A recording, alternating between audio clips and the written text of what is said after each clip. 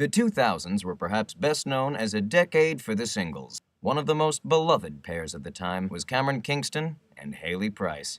So popular were they that they were named Couple of the Year 3 years running. Of course, like all good things, it would come to a tragic end. This week on Behind the Relationship, Cameron and Haley, 2005 to 2009.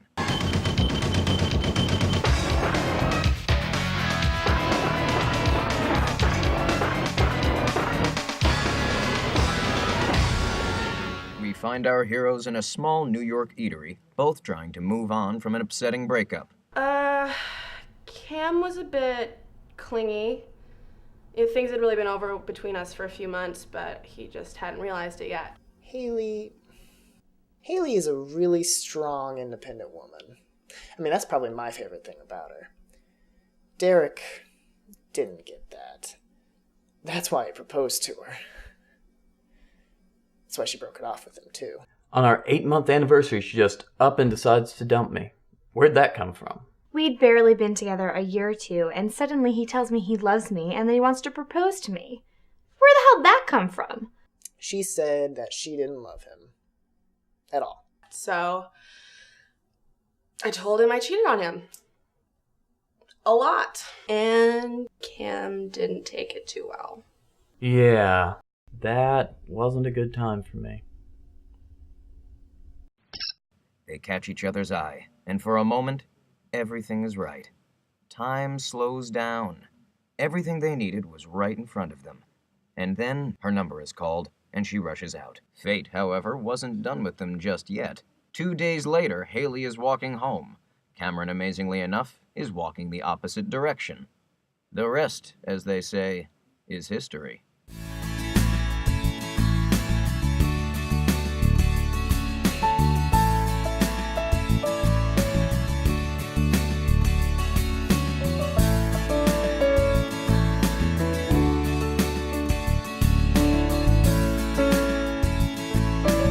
So she calls me, seemingly hysterical, and she says, I'm moving on. I'm tired of regrets. I'm moving on. I think, great. Finally. It was about time. So I say, I just know there's someone out there right for you. You just got to get looking. Go find that person. That person that's so clearly perfect for you in every way. And she says his name's Cameron. Cameron.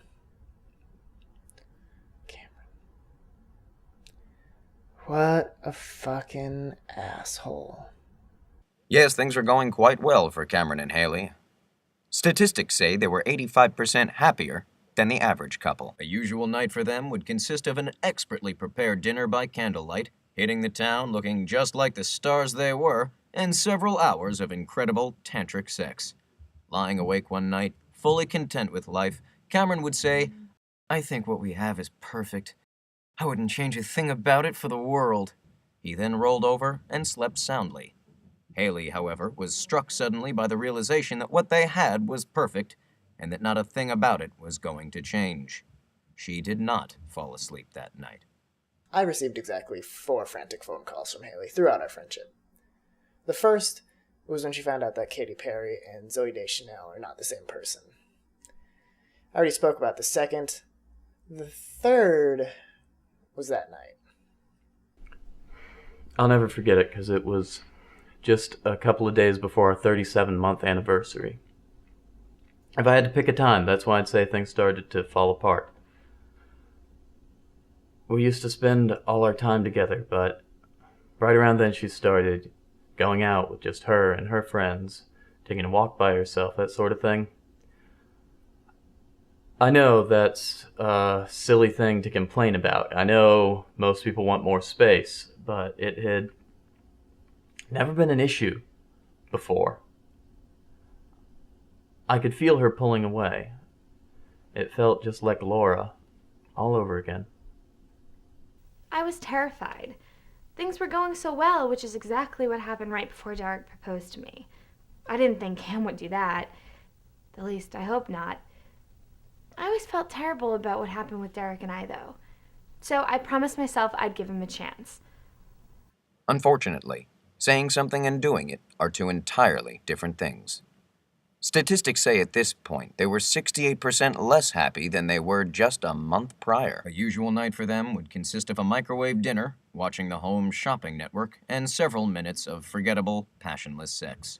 For the first time, No, they it's started not, getting and into fights. He just wouldn't sit down. I told him, hold on a second.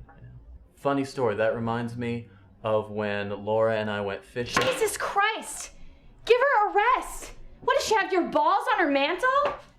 Laura. Every fucking word out of that kid's mouth was about that Laura.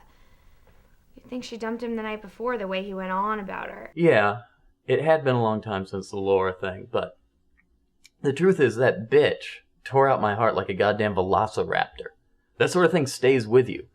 It took a while to move on from. You know, Cam he's a cute kid, but he is damn clingy. Even after we broke up, he kept hanging out with my friends, and eventually they told him to get lost.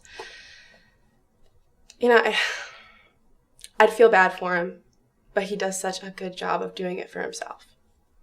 And eventually, even he got sick of fucking around. No, you really can't. It all turned around when I met Haley. She was everything that Laura wasn't. When I saw her, I didn't know her name, but I knew I couldn't live without her. I couldn't let her just disappear. So I followed her.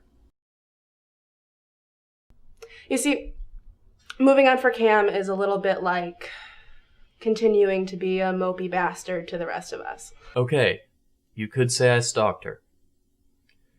It was a really low point for me. Actually, it was a new low in a series of really low points for me. But I thought maybe it was something we could laugh about later on. Laugh about it? So I was wrong. Not the first time I've misjudged a relationship, but I certainly expected her to take it better than she did. I decided we needed to take a break. I mean, I love the guy, but... So they took a break. Neither of them really knew what this meant for the relationship. It was just something they'd heard people do. Haley assumed it meant they would walk away from the situation for a few days or weeks, however long it took for her to cool down after hearing what Cameron had done. Cameron, however, thought it meant they were finished. He took it pretty much as expected. In a fit of despair, he ended up calling Laura, who he convinced to see him. The next day, Haley decided to come talk. She found Cameron and Laura, who she immediately recognized as being the girl Cameron whined about throughout their relationship. It was officially over between them. The nation mourned their loss and moved on. It wasn't so easy for Haley or Cameron, however.